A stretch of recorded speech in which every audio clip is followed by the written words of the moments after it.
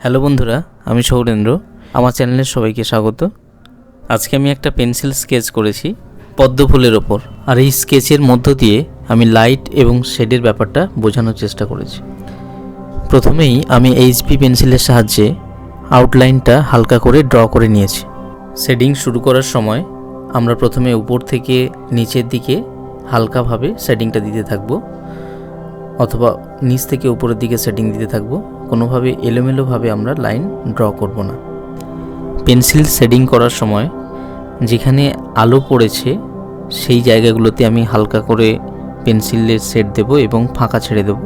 আর যে সমস্ত জায়গাতে আমি ডার্ক বোঝাতে চাইছি সেখানে পেন্সিলের নিপটাকে একটু প্রেস করে সেই জায়গাগুলো আমি শেডিং করব। তার মানে ওখানে আমি ছায়া বোঝাচ্ছি। যদি এটা তোমাদের ভালো লেগে থাকে তাহলে লাইক, শেয়ার অ্যান্ড সাবস্ক্রাইব করতে ভুলো না, এবং বাড়িতে তোমরা প্র্যাকটিস করতে থাকো। প্রত্যেক দিন প্র্যাকটিস তোমাকে আরও ভালো ছবি আঁকতে সাহায্য করবে।